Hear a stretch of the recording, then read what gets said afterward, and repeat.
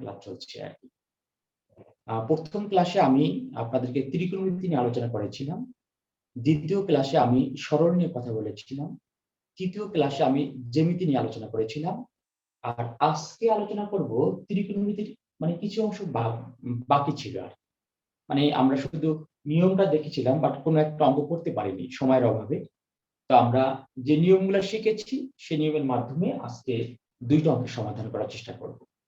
ঠিক একইভাবে তৃতীয় ক্লাসে আমরা জ্যামিতি নিয়ে আলোচনা করেছিলাম। আর সেখানেও আমাদের কিছু গ্যাপ ছিল। আমি একটু বোর্ডে লিখে দিচ্ছি। একটু বলে নিচ্ছি যে ১ নম্বর ক্লাসে আমরা ত্রিকোণমিতি নিয়ে আলোচনা করেছিলাম।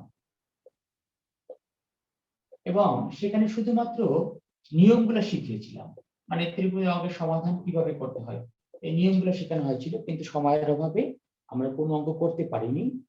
সেই কারণে আজকে আমরা এই যে ৫টা নিয়ম শিখেছিলাম, বোর্ডে কিন্তু আমি সেই নিয়মটা তুলে দিয়েছি। কারণ অনেকেই হয়তো প্রথম ক্লাসটা করতে পারেননি, আজকেই নতুন জয়েন করেছেন। তাদের একদম যদি হঠাৎ করেই অঙ্ক শুরু করা হয় তাহলে বুঝতে অসুবিধা হবে। সে কারণে আমি একটু শুধুমাত্র ৫ মিনিট এই ৫টা চিত্র নিয়ে কথা বলব। কথা বলার পরে আমি এখানে ২ টা অঙ্কের সমাধান করার চেষ্টা করব। আর দ্বিতীয় ক্লাসে আমরা সরল দেখেছিলাম। দ্বিতীয় ক্লাসে আমরা দেখেছিলাম সরল। সরলের পর্বটা আমাদের শেষ হয়েছিল। সম্পূর্ণ নিয়ম দেখেছিলাম প্লাস একটা সরল আমরা সমাধান করেছিলাম।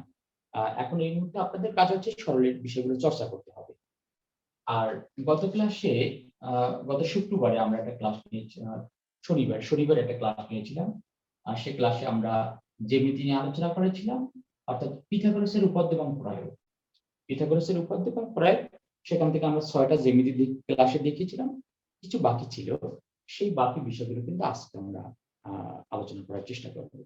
তাহলে আপনাদের মোট আজকে নিয়ে লিখিত পরীক্ষার ৪টা ক্লাস হচ্ছে। প্রথম ক্লাসে ত্রিকোণমিতি হয়েছে, দ্বিতীয় ক্লাসে সরল হয়েছে, তৃতীয় ক্লাসে জ্যামিতি হয়েছে। আর আজকের ক্লাস হবে ১ নম্বর এবং ৩ নম্বর ক্লাসে যেটুকু বাকি ছিল সেটুকু নিয়ে।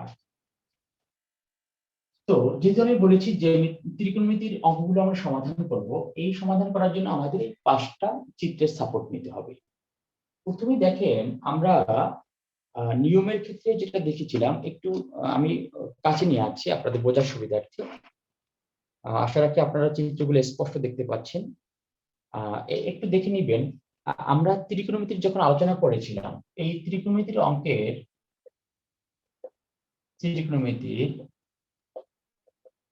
দূরত্ব ও উচ্চতা, এই পাঠের সবগুলা নিয়ম আমরা দেখেছিলাম। এখন এই পাঠ কেন দেখেছিলাম? কারণ আপনার ৩৩তম বিসিএস, ৩৪তম বিসিএস, ৩৫তম বিসিএস, ৩৬তম, ৩৭তম এবং ৪০তম, শুধু ৩৮-এ এই দূরত্ব এবং উচ্চতা থেকে অঙ্ক আসে নাই। আর বাকি সবগুলা বিশেষ পরীক্ষায় কিন্তু এই দূরত্ব এবং উচ্চতা থেকে প্রশ্ন এসেছে। সেই কারণে আমরা এই অধ্যায়ের উপরে বেশি জোর দিয়েছি এবং এই অধ্যায়ের সকল নিয়মগুলো আমরা শিখে নিয়েছি। এখানে শুরুতে আমরা সমকোণ নিয়ে কথা বলেছিলাম। সেখানে বলেছিলাম যে কোণের পরিমাণ হচ্ছে ৯০ ডিগ্রি, তাকে বলা হবে সমকোণ। আর এই সমকোণ থেকে কিন্তু আছে সমকোণী ত্রিভুজ। প্রথমে কিন্তু একটা সমকোণ ছিল, যেমন এখানে এ বি সি একটি কোণ ছিল, যে কোণের মান ছিল ৯০ ডিগ্রি। ৯০ ডিগ্রি কোণ কি বলা হবে? সমকোণ। অতঃপর আমি যখন এ বিন্দু এবং সি বিন্দু যোগ করে দিয়েছি, তখন আমরা একটা ত্রিভুজ পেয়েছি, আর এই ত্রিভুজকে বলা হবে সমকোণী ত্রিভুজ। তাহলে আমরা চিত্রে স্পষ্ট দেখতে পাচ্ছি একটা সমকোণী ত্রিভুজে সর্বোচ্চ একটা সমকোণ থাকে। আর সমকোণ ছাড়া বাকি যে দুটি কোণ রয়েছে এর প্রত্যেকটি কোণই হচ্ছে সূক্ষ্মকোণ। এই সমকোণ ছাড়া এই কোণ রয়েছে আর সি কোণ রয়েছে, এই দুইটা যে কোণ রয়েছে এই দুইটা কোণের প্রত্যেকটা কোণ হবে ৯০ ডিগ্রির চেয়ে ছোট। এটা আমরা প্রথমে আলোচনা করেছিলাম। পরে আমরা বলেছিলাম সমকোণী ত্রিভুজের যে ৩টা বাহু রয়েছে, এই ৩টা বাহুর মধ্যে একটা বাহুকে বলা হবে অতিভুজ, আর একটি বাহুকে বলা হবে লম্ব, আর একটি বলা ভূমি। প্রথমে আমরা অতিভুজ দেখে এসেছিলাম। সমকোণের বিপরীত বাহুকে বলা হবে অতিভুজ। সমকোণের বিপরীত যে বাহু থাকবে তাকে বলা হবে অতিভুজ। আর সমকোণের সাথে যে দুটি বাহু রয়েছে তার একটিকে বলা হবে লম্ব এবং অপরটিকে বলা হবে ভূমি।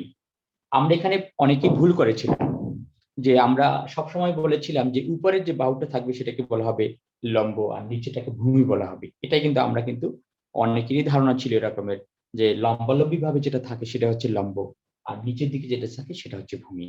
কিন্তু সেখানে আমরা একটা কথা বলেছিলাম যে এই সূক্ষ্মকোণ দুটির মধ্যে যে কোণের মান দেওয়া থাকবে।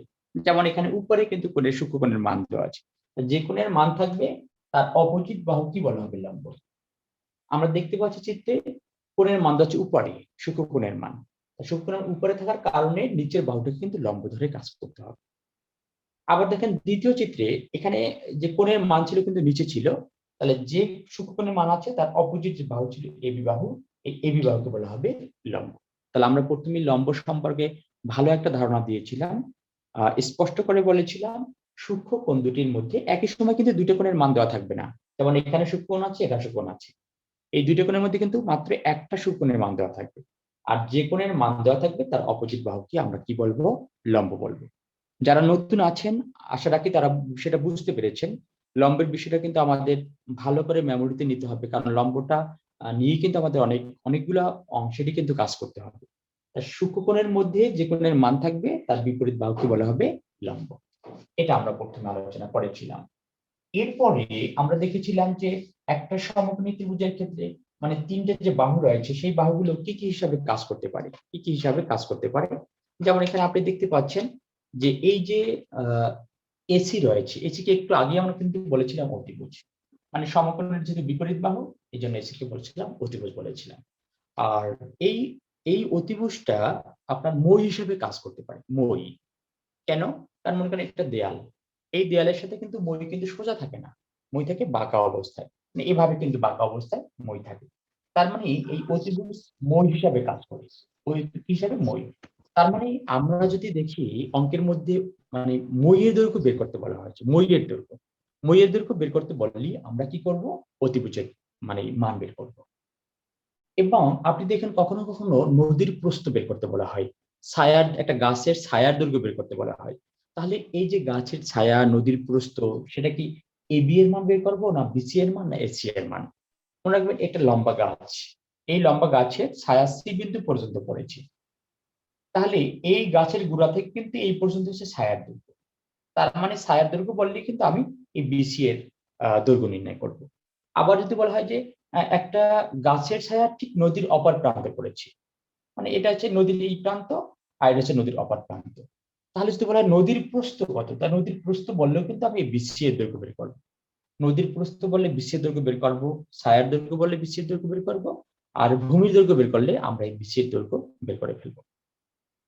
এবং এই যে এবি রয়েছে, এবি দেয়াল হিসাবে কাজ করতে পারে, খুঁটি হিসাবে কাজ করতে পারে, গাছ হিসাবে কাজ করতে পারে, মিনার হিসাবে কাজ করতে পারে, স্তম্ভ হিসেবে কাজ করতে পারে, টাওয়ার হিসেবে কাজ করতে পারে। মানে এই যে এবিটা কি, কি হিসাবে কাজ করতে পারে তার একটা নমুনা আমরা এখানে তুলে দিয়েছিলাম। যে এবি দেয়াল হতে পারে, খুঁটি হতে পারে, গাছ হতে পারে, মিনার হতে পারে, স্তম্ভ হতে পারে, টাওয়ার হতে পারে, কাঠি হতে পারে। এরকম বিভিন্ন বিষয় হতে পারে। তাহলে একটা সমকোণের ক্ষেত্রে যে অতিভুজ রয়েছে, লম্ব রয়েছে, ভূমি রয়েছে, এর প্রত্যেকটা বিষয় কি, কি হিসাবে কাজ করতে পারে তার একটি সামান্য একটু ধারণা দেওয়া হয়েছিল। এরপরে আমরা আরেকটা বিষয় দেখেছিলাম সেটি হচ্ছে উন্নতি কোণ এবং অবনতি কোণের বিষয়। আমরা একটু উন্নতি কোণ এবং অবনতি কোণের বিষয় বলেছিলাম। ১ম এই বলেছিলাম উন্নতি কোণ হবে সবসময় ভূমির সাথে লেগে থাকবে। মানে সমকোণ ছাড়া যে অপর যে কোণটা রয়েছে, সমকোণ ছাড়া ভূমির সাথে অপর যে কোণটা রয়েছে এই কোণটাকে বলা হবে উন্নতি কোণ। এই কোণটাকে বলা হবে উন্নতি কোণ এবং এই উন্নতি কোণের মালিক হচ্ছে কিন্তু এ বিন্দু। মালিক হচ্ছে এ বিন্দু। আমরা তাহলে বলব এ বিন্দুর উন্নতি কোণ হচ্ছে ৬০ ডিগ্রি যা আ উন্ন যা উৎপন্ন হয়েছে সি বিন্দুতে অর্থাৎ ভূমির সাথে। আমি আবার বলছি এ বিন্দুর উন্নতি কোণ। কারণ এ বিন্দু যদি না থাকতো তাহলে কিন্তু এখানে আমরা কোণ পেতাম না। যেমন আমি যদি বলি একটা গাছের যে শীর্ষবিন্দুর বা চূড়ার বিন্দু, চূড়ায় অবস্থিত বিন্দুর উন্নতি কোণ হচ্ছে ৬০ ডিগ্রি। তাহলে এই গাছের চূড়া থাকার কারণেই কিন্তু এখানে ছায়া পড়েছে। দেখেন এখানে একটা গাছ রয়েছে। এই গাছের ছায়াটা আমি হাঁটতে, হাঁটতে দেখলাম এই পর্যন্ত শেষ হয়েছে। মানে শেষ বিন্দু পেলাম এখানে। এরপরে এই শেষ বিন্দু আর এই চূড়ার বিন্দু যোগ করলাম। যোগ করার কারণে দেখলাম এই ভূমির সাথে এখানে একটা কোণ হয়েছে। তার মানে যদি এখানে এই গাছ না থাকতো তাহলে কিন্তু এখানে কোণ হতো না। তার মানে এই কোণের মালিক কিন্তু এই এ বিন্দু। তাহলে এই বিন্দুর উন্নতি কোণ ৬০ ডিগ্রি যা উৎপন্ন হয়েছে সি বিন্দুতে অর্থাৎ ভূমির সাথে। উন্নতি কোণের বিষয়টা দেখে নিচ্ছিলাম এবং বলেছিলাম অবনতি কোণ সবসময় সমকোণী ত্রিভুজের বাইরে থাকবে। কখনো ভিতরে থাকবে না। যেমন এখানে এইটা হচ্ছে যে ভূমির সমান্তরাল রেখা। ভূমির যেমন এটা ছিল ভূমি, এটা ভূমির সমান্তরাল রেখা। আর এটা ছিল অতিভুজ। তো ভূমির সমান্তরাল রেখা অতিভুজের সাথে যে কোণটি উৎপন্ন করে সে কোণটাকে বলা হবে কি, মানে সে কোণকে বলা হবে অবনতি কোণ বলা হবে, অবনতি কোণ। আবার দেখেন, ভূমির সমান্তরাল রেখা অতিভুজের সাথে যে কোণ হবে সেটা হচ্ছে অবনতি কোণ। এবং আমরা স্পষ্ট করেছিলাম যে উন্নতি কোণের মান এবং অবনতি কোণের মান সবসময় সমান হবে। যদি এই কোণের মান 60 ডিগ্রি হয় তাহলে এই কোণের মানও কিন্তু সবসময় 60 ডিগ্রি হবে। কেন 60 ডিগ্রি হবে? সেখানে বলেছিলাম এটা হচ্ছে একান্তর কোণ বলে। কারণ এখানে যদি দুইটাকে বাহুকে বাড়িয়ে দেওয়া হয় তা দুটো সমান্তরাল রেখা। এই সমান্তরাল রেখাকে আরেকটা রেখা ছেদ করেছে। আর সমান্তরাল রেখাকে অপর রেখাকে ছেদ করলে সেটাকে বিপরীত পাশের কোণটা হচ্ছে একান্তর কোণ। এই একান্তর কোণের কারণে কোণ দুটির মান কেমন হয়? সমান হয়। আমি বিষয়টা আরেকটু ক্লিয়ার করছি। সেটি হচ্ছে উন্নতি কোণের মান সবসময় ভূমির সাথে থাকবে। অর্থাৎ এই ভূমির সাথে দুটি কোণ রয়েছে, একটা হচ্ছে 90 ডিগ্রি, একটা হচ্ছে যে সূক্ষ্মকোণ। তা 90 ডিগ্রিকে বাদ দেওয়ার পরে যে সূক্ষ্মকোণ রয়েছে সেই সূক্ষ্মকোণ বলা হবে উন্নতি কোণ। আর ভূমির সমান্তরাল একটি রেখা নেওয়া হলো, এই রেখা অতিভুজের সাথে যে কোণ করবে সেটি হচ্ছে অবনতি কোণ, অবনতি কোণ। আর এটা ছিল উন্নতি কোণ। পরে বলেছি এই উন্নতি কোণের মান আর অবনতি কোণের মান সবসময় কেমন হবে? সমান হবে। কেন সমান হবে? কারণ এরা হচ্ছে একান্তর কোণ বলে। আমি যদি দুটো বাহুকে বর্ধিত করে দেই তাহলে এরা ছেদক রেখার সাথে বিপরীত পাশে কোণ উৎপন্ন করেছে, এই কারণে এই কোণটা হচ্ছে একান্তর কোণ। এটা বলেছিলাম। এরপরে আমরা বলেছিলাম যে রিলেশনটা কখন কোনটা নিব। আমরা রিলেশন কখন কোনটা নিব, কখন ট্যান নিব, কখন সাইন নিব, কখন কস নিব, এই বিষয়টা কিন্তু আমরা বলেছিলাম। সেখানে বলেছিলাম যদি লম্ব এবং ভূমির সাথে রিলেশন হয়, লম্ব এবং ভূমি, লম্ব এবং ভূমির সাথে রিলেশন হলে আমরা ট্যান থিটা নিব। যেমন যদি ট্যান থিটা এগুলো হচ্ছে লম্ব ভাগ হচ্ছে ভূমি, মানে এই যে লম্ব আর ভূমি যদি লম্বের মান দেওয়া থাকে আর ভূমি বের করতে বলা হয় তাহলে আমরা ট্যানের রিলেশন নিব। একইভাবে যদি ভূমির মান দেওয়া থাকে আর লম্বের মান বের করতে বলা হয় তাহলে আমরা ট্যানের রিলেশন নিব। আবার যদি এই লম্ব আর অতিভুজ, লম্ব এবং অতিভুজের মধ্যে মনে করেন একটা দেয়ালের উচ্চতা দেওয়া আছে 150 মিটার, যদি বলা হয় যে একটা মইয়ের দৈর্ঘ্য কত, তাহলে মই থাকে আমরা জানি অতিভুজের সাথে থাকে মই। তাহলে এই মইয়ের দৈর্ঘ্য বের করতে বলছে মানে অতিভুজ বের করতে বলছি, অতিভুজ বের করতে বলছি। তাহলে এখানে অতিভুজ বের করতে বলা হয়েছে, লম্ব দেওয়া আছে। তাহলে লম্ব এবং অতিভুজের মধ্যে রিলেশন হলে সাইন থিটা নিব। আর পরে বলেছিলাম ভূমি এবং অতিভুজের মধ্যে রিলেশন হলে আমরা কি নিব? কস থিটা নিব। তিনটে পার্টকে আমি আবার স্পষ্ট করে এখানে লিখে দিচ্ছি।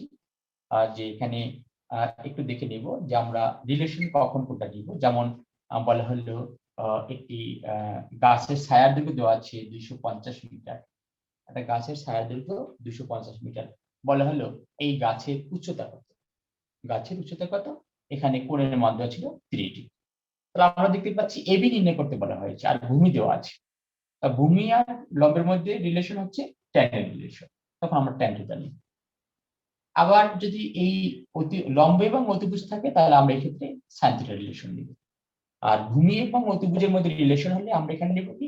কস থিটা রিলেশন নিব। এটা আমরা সুন্দর করে দেখিয়েছিলাম।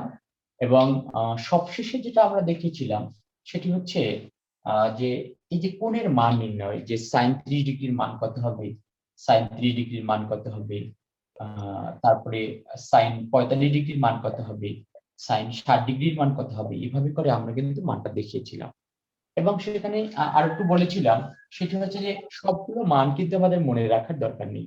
সাধারণত আমাদের সাইনের ক্ষেত্রে সাইন 3 ডিগ্রি, সাইন হচ্ছে 45 ডিগ্রি আর হচ্ছে সাইন 90 ডিগ্রি, এই তিনটা মানকে আমরা মনে রাখার কথা বলেছিলাম। আর ট্যানের ক্ষেত্রে ট্যান 30 ডিগ্রি, ট্যান 45 ডিগ্রি আর ট্যান হচ্ছে 60 ডিগ্রি। মানে এই 6টা মান যদি মেমোরিতে রাখা যায় তাহলে আমরা এই অধ্যায়ের 99% অঙ্ক সমাধান করতে পারবো। হয়তো দুই একটা মান যে অন্য কোনো সাপোর্ট নেওয়া দরকার হতে পারে, কিন্তু ম্যাক্সিমাম অঙ্কগুলো কিন্তু আমরা এর মাধ্যমে সমাধান করতে আমরা পারি। তো এই বিষয়গুলো আমরা কিন্তু বলেছিলাম। তো এই যে ধারাবাহিকভাবে যে কোনটি লম্ব কোনটি ভূমি সেটা চিনতে পারা, তারপরে কোনটি লম্ব হিসাবে কাজ করবে, কোনটি অতিভুজ হিসাবে কাজ করবে সেটা বলা, উন্নতি কোণ এবং অবনতি কোণের বিষয় সম্পর্কে বলা, তারপরে আপনার যে এই যে মানে কোনটা মানে ট্যান কখন নিব, সাইন কখন নিব, আবার কস কখন নিব, তারপরে এই যে মানগুলো নির্ণয় করার ধাপটাও কিন্তু আমরা দেখিয়েছিলাম। তো এটা ছিল আমাদের প্রথম ক্লাসের মূল আলোচনার বিষয়। আজকে আমরা সেই আলোচনার মাধ্যমে আমরা দুইটা অঙ্কের সমাধান করার আমরা চেষ্টা করব। দুইটা না, তিনটা করতে হবে, কারণ তিনটা অঙ্ক করলে পূর্ণাঙ্গ ভাবে আমরা সকল প্যাটার্ন গুলি আমরা পেয়ে যাবো আর কি। আচ্ছা, আমি একটু আপনাদের মাধ্যমে প্রশ্ন নিতে চাচ্ছি। প্রথমেই আমি জিজ্ঞেস করব, আশা, আপনি কি আমাকে শুনতে পাচ্ছেন? আসসালামু আলাইকুম স্যার। হ্যাঁ, ওয়ালাইকুম আসসালাম। আপনার একটা ভাইবা নিব এখন। সেটা হচ্ছে আপনাকে বলতে হবে যে এই সমকোণী ত্রিভুজের ক্ষেত্রে কোনটি লম্ব, আমাকে একটু বলবেন। এখানে এবিসি একটি সমকোণী স্যার ত্রিভুজ, বিসি স্যার লম্ব। বিসি লম্ব। ধন্যবাদ আপনাকে। অর্থাৎ লজিকটা বলবেন কেন বলেছেন? স্যার 60 ডিগ্রি এবি আর এসির মধ্যে অন্তর্ভুক্ত কোণ। আর একটু স্পষ্ট করেন, মানে স্যার যে কোণের মানটা দেওয়া আছে এটা তো স্যার এবি আর এসির মধ্যে আছে। হ্যাঁ, এটা হবে। স্যার ভূমি, তাই বিসিটা লম্ব। হ্যাঁ হ্যাঁ, আপনি যেটা বলেছেন, মানে সে যেটা বলতে চেয়েছে সেটা হচ্ছে যে, মানে এই যে কোণটা যে দুটি বাহুর সাথে লেগে থাকবে তার একটিকে বলা হবে অতিভুজ আর অপরটিকে বলা হবে ভূমি। মানে জি স্যার। জি সেটা স্যার। বলেছে। তাহলে যে মানে জি এটা স্যার। এটা কিন্তু দুইটা ওয়ে আছে, মানে দুইটা ওয়েতে বলা যায় যে, মানে কোনটা যে দুটি বাহুর সাথে লেগে থাকবে তার একটি হচ্ছে অতিভুজ, একটা হচ্ছে ভূমি। কারণ আমরা তো অতিভুজ চিনি, কারণ সমকোণের বিপরীত বাহুকে অতিভুজ বলা হয়। তো একটা অতিভুজ কিন্তু পেয়ে গেলাম, তাহলে বাকিটা হচ্ছে ভূমি। এভাবে বলা যেতে পারে। আর আমরা যেটা এখানে যেটা শিখিয়েছিলাম, সেটি হচ্ছে এরকম শিখিয়েছিলাম, যে কোণের মান থাকবে তার অপোজিট বাহুটা হচ্ছে লম্ব। যে কোণের মান থাকবে তার অপোজিট বাহুটাকে বলা হবে লম্ব। আপনার উত্তরও ঠিক আছে, ওভাবে বলা যেতে পারে, অথবা এভাবে আমরা কিন্তু বলতে পারি আর কি। আচ্ছা, এরপরে আমি আরেকজনকে জিজ্ঞেস করব। আহমেদ, আপনি কি আমাকে শুনতে পাচ্ছেন? আহমেদ, আহমেদ, আপনি কি শুনতে পাচ্ছেন আমাকে? আচ্ছা, আমরা আরেকজনের কাছে যাচ্ছি। সেটা হচ্ছে বিলকিস আক্তার। আপনি কি শুনতে পাচ্ছেন আমাকে? বিলকিস আক্তার,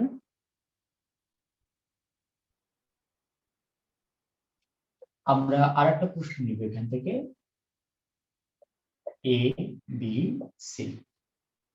আচ্ছা, চয়ন, আপনি কি আমাকে শুনতে পাচ্ছেন? চয়ন,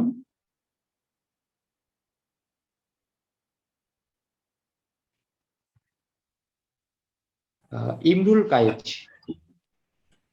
ইমরুল সালাম কায়েস, আলাইকুম স্যার। সালাম আলাইকুম স্যার। ওয়ালাইকুম আসসালাম। কে চয়ন, চয়ন বলছিলেন? জি না, ইমরুল কায়েস। ইমরুল কায়েস, আপনি ইমরুল কায়েস, আপনি একটু বলবেন। সেটা হচ্ছে যে, মনে করেন একটা মইয়ের দৈর্ঘ্য নির্ণয় করতে বলেছি, মইয়ের দৈর্ঘ্য। তা আমি জি, আসলে এই দুটির মধ্যে কোন অংশের মানটা বের করবো তাহলে? AC sir. মইয়ের, একটু বলেন, আবার একটু বলেন। এসি। এসি বের করো, ধন্যবাদ ধন্যবাদ। কারণ মই কিন্তু দেয়ালের সাথে বাঁকাভাবে থাকে, তাহলে এটা হচ্ছে এসি এর দৈর্ঘ্যটা বের করে জি ফেলবো। স্যার। আচ্ছা, বুঝতে পেরেছি, আপনারা বুঝতে পেরেছেন। তাহলে আমরা এখানে কয়েকটা অঙ্কের সমাধান করব। একটু বুঝে দেখে নেবেন। প্রথমে আমরা একটা অঙ্ক তুলে দিব, তারপর আমরা সেটা সমাধান করার চেষ্টা করব।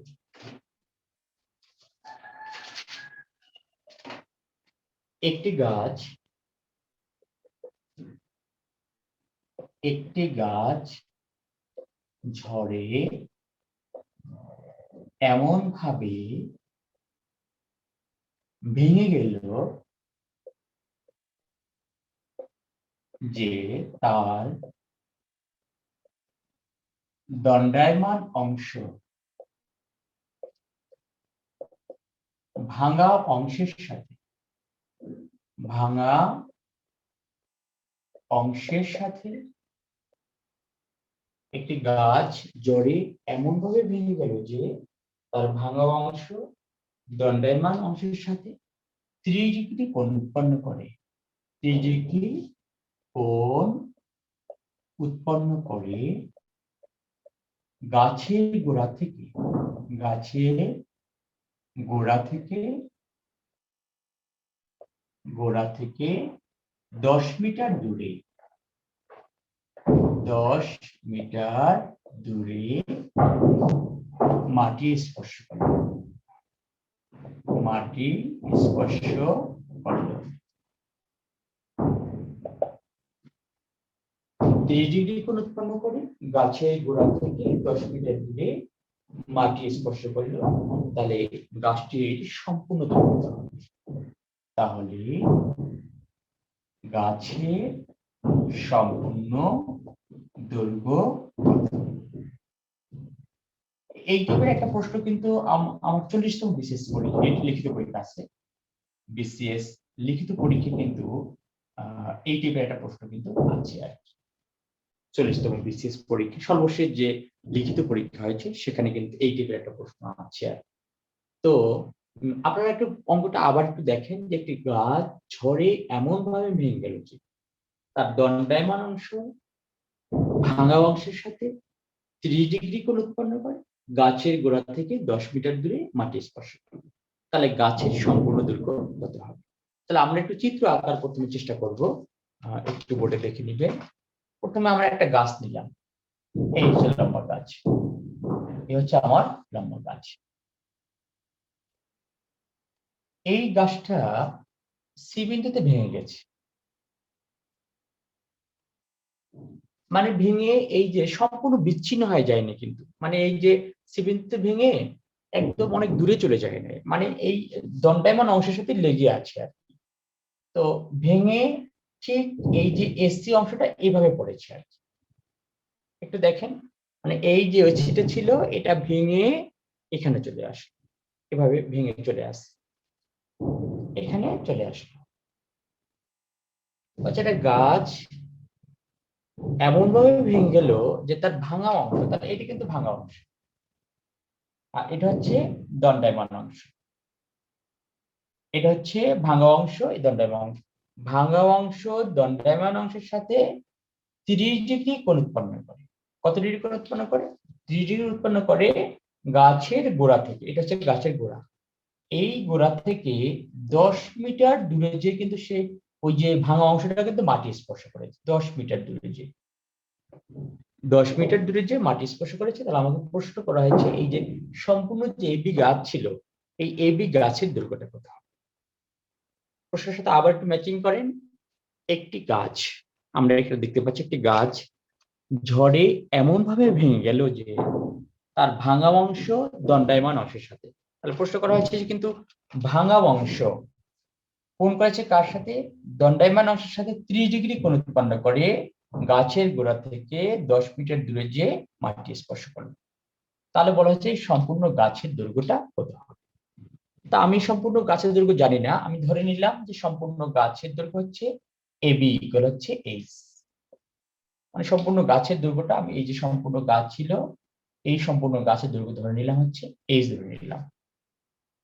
এরপরে আমি মনে করি যে এক্স মিটার উচ্চতায় গাছটা ভেঙেছে, এক্স মিটার উচ্চতা, একটা উচ্চতা তো ভেঙেছে, আমি তো সরাসরি জানি না, এই জন্য ধরে নিলাম মনে করি এক্স মিটার উচ্চতায় গাছটা ভেঙেছে।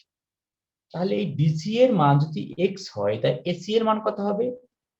মানে সম্পূর্ণ ছিল কিন্তু এইচ, সম্পূর্ণ ছিল এইচ। এই এইচ থেকে আমি যদি যেটুকু অংশ ভাঙছে সেটাকে যদি বাদ দেই, তাহলে কিন্তু এই উপরের অংশটা কিন্তু থেকে যাবে, মানে এইচ মাইনাস এক্স। এখন আমার প্রশ্ন হচ্ছে এই যে এখানে এসি বলেছি, এই এসি বলেছি, এই এসি আর এই সিডি এর দৈর্ঘ্য কি সমান না ভিন্ন? এর দৈর্ঘ্য কি সমান হবে না ভিন্ন হবে? সমান হবে। সমান হবে স্যার। এই ভেঙে কিন্তু এখানে পড়েছে, এইটাই ভেঙে কিন্তু এখানে পড়েছে, তার মানে আমার এইটা যদি এইচ মাইনাস এক্স হয়, এইটাই কিন্তু আমার এইচ মাইনাস এক্স। তাই এখন কিন্তু আমার এই পার্ট দরকার নাই, মানে এই পার্ট দরকার নাই, কারণ আমার এটুকু ভেঙে কিন্তু এখানে চলে আসছে, তার মানে এই সমকোণী ত্রিভুজ নিয়ে কিন্তু আমরা এখন কাজ করব, কারণ এইটুকু ভেঙে কিন্তু এখানে পড়েছে। এখন আমি তো এখানে মুছে ফেললে দেখালাম আপনাদের বোঝার সুবিধাতে, আপনারা কিন্তু পরীক্ষা কিন্তু এবার মুছবেন না, পরীক্ষা এভাবে রেখে দিবেন, কিন্তু রেখে দিবেন ঠিক আছে, কিন্তু এই অংশটা কিন্তু আর উপরের অংশ নিয়ে কিন্তু কোনো কাজ নেই। এই যে উপরের যে পার্ট আছে এই পার্ট নিয়ে কোনো কাজ নেই, আমরা কাজ করবো শুধুমাত্র এই নিচের যে সমকোণী ত্রিভুজটা রয়েছে এই সমকোণী ত্রিভুজটা নিয়ে কিন্তু আমরা কাজ করবো। এখন এখানে আমরা এই যে এক্স আছে 10 রয়েছে, এস মাইনাস এক্স রয়েছে, এর মধ্যে আমরা গাছের উচ্চতা ছিল এস, এইচ এর দৈর্ঘ্যটা বের করতে পারলে আমার অঙ্কের সমাধান হয়ে যাবে, অঙ্কের সমাধানটা হয়ে যাবে। তাহলে আমরা এখন একটু দেখব যে এই অঙ্কের সমাধানটা আমরা কিভাবে করব। এই অঙ্কের সমাধানটা আমরা কিভাবে করব একটু বলে দেখবেন। তার মানে আমরা এখন এখান থেকে যেটা পেলাম সেটি হচ্ছে এরকম পেয়েছি, এরকম পেয়েছি, আর এরকম পেয়েছি। এখানে এটার মান বলছি এক্স, এটা হচ্ছে এস মাইনাস এক্স, আর এটা হচ্ছে 10 পেয়েছি। আর এখানে একটি কোণ পেয়েছি কত, 30 পেয়েছি। A B C. আমি আপনাদের যে এখানে এই অঙ্কের কিন্তু অনেকেই অনেকভাবে সমাধান করেছেন। যারা অলরেডি এই অঙ্কগুলো সমাধান পারেন তাদের তারা সেভাবেই সমাধান করবেন, কারণ আপনার সমাধান করা দরকার। মানে কোন নিয়মে করতে হবে সেটা কিন্তু বড় বিষয় না। তাই এই জন্য আমরা যারা শিখে ফেলেছেন তাদের ওই আগের নিয়মটা ফলো করলে হবে। আর যারা এখনো এই ধরনের অঙ্কের সমাধান কখনো করেননি তারা একটু খেয়াল করবেন এবং একটা নির্দিষ্ট মেথডের মাধ্যমে সামনে আগাবার চেষ্টা করবেন, যাতে করে এইরকম অঙ্ক আসলে সবসময় আমরা এইভাবে সমাধান করি।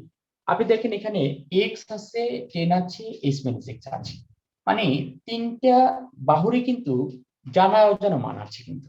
মানে এখানে এক্স অজানা, এস মাইনাস এক্স অজানা, এটা হচ্ছে জানা মান। তাহলে এখানে আমরা দুইটা ধাপে কাজ করব। যদি আপনি দেখেন তিনটে বাহুর মান দেওয়া আছে, সেখানে আপনি দুইটা স্টেপে কাজ করবেন। কয়টা স্টেপে? দুইটা স্টেপ। দুইটা স্টেপ কিভাবে কিভাবে? এই অজানা মান আর জানা মান, মানে জানা মানের সাথে দুইটা রিলেশনটা নেবেন। মানে প্রথমে এই দুটো রিলেশন নিবেন, মানে এই যে জানা মান অজানা মান, আবার এই জানা মান অজানা মান, মানে এই যে জানা যে মান আছে সেটার সাথে দুইটা রাশিরই কিন্তু একটা রিলেশন স্থাপন করে দিবেন। মানে দুইটা ধাপে কাজ করবেন, তাহলে আপনার অঙ্কের সমাধানটা হয়ে যাবে। তার মানে একবার এক্স এর সাথে 10 নিব, একবার এস মাইনাস এর সাথে 10 নিব। আমরা দুইটা ধাপে কাজ করব।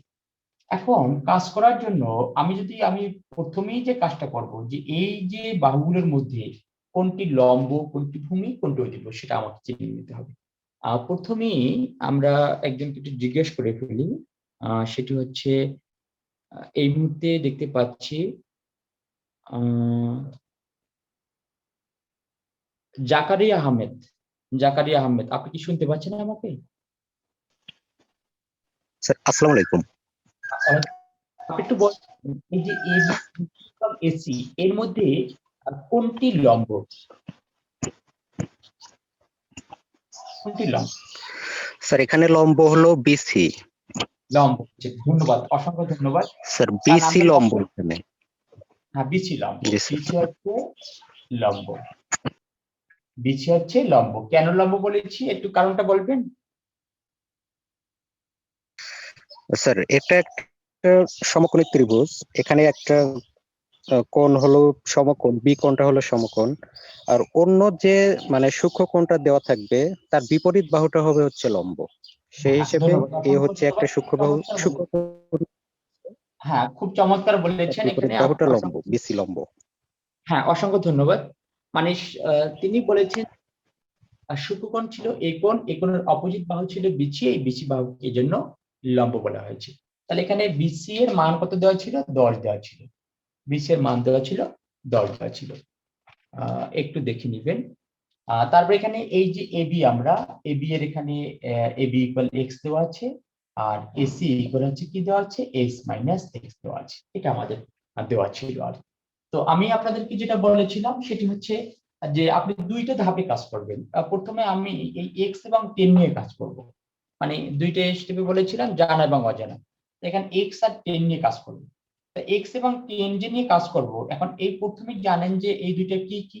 এটা হচ্ছে যেহেতু লম্ব বলেছিলাম, এটা হচ্ছে লম্ব। একটু আগে কিন্তু আমরা নির্ণয়ের প্রমাণটা বলেছি, এটা লম্ব। আর এটা হচ্ছে কি? ভূমি। তাহলে আমি এই যে লম্ব আর ভূমির সাথে রিলেশন হলে কোনটি নিতে হয়? ট্যান নিতে হয়, না সাইন নিতে হয়, না কস নিতে হয়? লম্ব আর ভূমি বলেন, লম্ব এবং ভূমি কি দিতে হয়? tan। এটা কিন্তু রিলেশনটা আমরা আগে জানি, তাহলে ট্যান নিব। ট্যানের ক্ষেত্রে আমরা লিখব ট্যান, এখানে কত ডিগ্রি দেওয়া আছে? 30 ডিগ্রি হচ্ছে লম্ব ভাগ হচ্ছে ভূমি, বা এখানে tan 30 ডিগ্রির মান কত? 1 ভাগ হচ্ছে √3। আমরা এই মানগুলো কিন্তু আগেই বলেছি যে আপনাদের মেমোরিতে নিতে হবে, তাহলে খুব দ্রুত কাজ করা যাবে।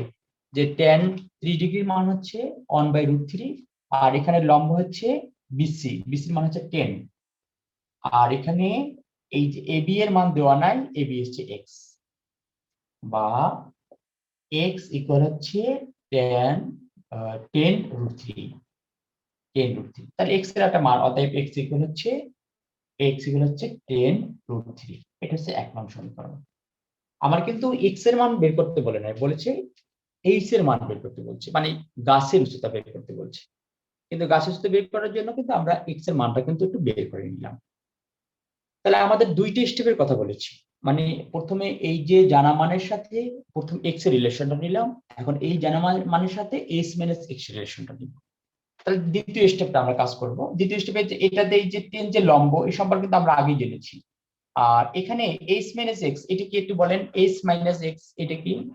S minus x cos theta, এইটা এই অতিভুজ। এটা যে অতিভুজ স্যার। সমকোণ, এই সমকোণের বিপরীত বাহুকে সবসময় কিন্তু অতিভুজ বলা হবে। সমকোণের বিপরীত বাহুকে অতিভুজ বলা হবে। তো অতিভুজ আর হচ্ছে লম্ব, লম্ব এবং অতিভুজের মধ্যে রিলেশন হলে সাইন নিতে হয়। লম্ব এবং অতিভুজ হলে কি সাইন নিতে হয়। তা আমরা সাইনের রিলেশনটা নিব। এই পর্যায়ে আমরা সাইনের রিলেশন নিব। স্যার এখানে তো হচ্ছে লম্ব আর অতিভুজ তো স্যার cos থিটা, cos এর। cos থিটা হবে স্যার। জি বলেন বলেন।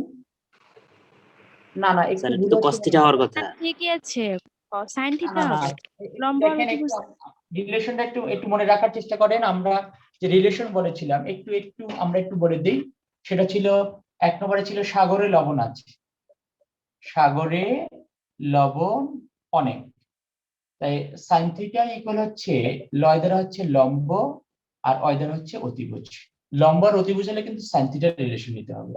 আর 2 নম্বর ছিলাম যে টেরা লম্বা ভূত, টেরা লম্বা ভূত। এক্ষেত্রে ট্যান থিটা হলে আমরা কি নিব? ট্যান থিটা হচ্ছে লম্ব ভাগ হচ্ছে ভূমি, এটা। আর আপনারা যেটা বলেছেন কচের কথা বলেছেন, কবরে ভূত অনেক, কবরে ভূত অনেক। তাহলে এখানে কয় দ্বারা cos theta? cos theta equal হচ্ছে ভূমি ভাগ হচ্ছে অতিভুজ। ভূমি আর অতিভুজ হলে তখন কিন্তু আমরা cos দিব, কিন্তু এখানে কিন্তু ভূমি আর অতিভুজ নাই, এখানে আছে লম্ব আর হচ্ছে অতিভুজ। আশা রাখি এখন বিষয়টা বুঝতে পেরেছেন।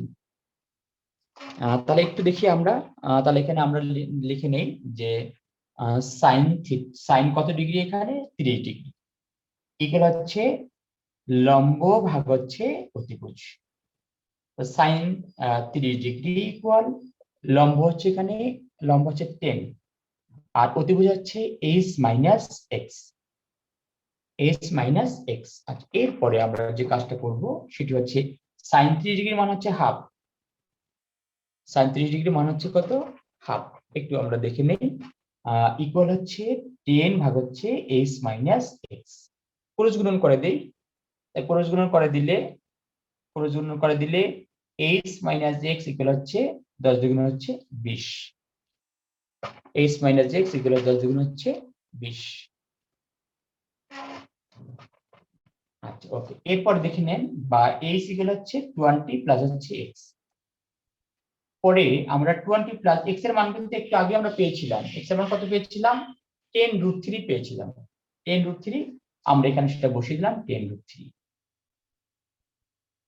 10√3 বসিয়ে দিয়েছি। তাহলে আমরা এখানে যে বসিয়ে দেওয়ার পরে এখন এটাকে একত্র করে দিব আমরা, যে আমরা এখানে ছিল এইচ ইকুয়াল, একটু দেখে নিবেন যে এইচ ইকুয়াল 20 প্লাস হচ্ছে 10√3, এটা ছিল 20 প্লাস 10 এর সাথে √3 গুণ করে দেওয়া হয়, তাহলে কত হবে একটু একত্র দেখে নিবেন। আর আপনাদের বলেছিলাম যে দুইটা অংশের মান, যেমন √2 এর মান এবং √3 এর মান, এটা একটু সাধারণত মেমোরিতে রাখার চেষ্টা করবেন। যদি ক্যালকুলেটর না থাকে তাহলে আপনি খুব সহজে ব্যবহার করতে পারবেন। √2 এর মান হচ্ছে 1.4142, মানে এই মানটা একটু মেমোরিতে নেওয়ার চেষ্টা করবেন। আর √3 এর মান হচ্ছে 1.73205। মানে হয় কি এইভাবে, মানে খুব দ্রুত বসিয়ে আপনি ক্যালকুলেটর ছাড়াও কিন্তু অনেক সময় দরকার হলে সমাধান করে নিতে পারবেন। তাহলে আমরা এই মুহূর্তে 10 এর সাথে আমরা যে √3 যে রয়েছে এই √3টা আমরা একত্রে গুণ করে দিব আমরা, আর দেখি তাহলে কত পাওয়া যায়। তাহলে পাওয়া যাবে 17.32 পাওয়া যাবে।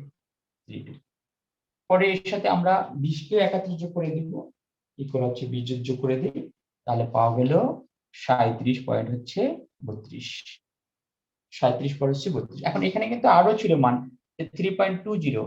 তা আমরা যখন অ্যান্সারটা লেখার চেষ্টা করব 3.20 যদি দশমিকের পর 2 ঘর রাখি, এখানে একটু বিষয়টা খেয়াল করবেন। দশমিকের পর যদি 2 ঘর রাখি, দ্বিতীয় ঘর রাখতে গেলে দেখবেন যে পরবর্তী ঘরটা কত আছে। পরবর্তী ঘরে যদি 5 থাকে অথবা 5-এর চেয়ে কোনো বড় ডিজিট থাকে, তাহলে কিন্তু এর সাথে কিন্তু 1 যোগ করতে হয়। কারণ আমরা দশমিকের পর কিন্তু সম্পূর্ণ এক্সাক্ট ফিগারটা নিচ্ছি না, আমরা কিন্তু দশমিকের পর 2 ঘর নিচ্ছি।